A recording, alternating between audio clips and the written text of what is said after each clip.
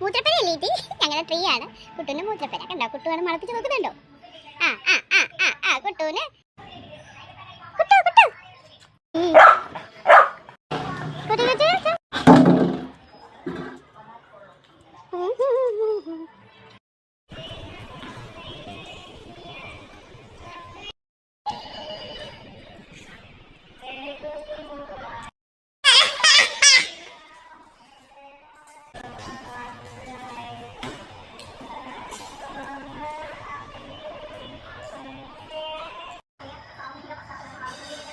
നീ എന്തിനാണ് എന്നെ ഇങ്ങനെ ഓടിപ്പിക്കുന്നതെന്ന് കുട്ടൂസിന് ചോദിച്ചു.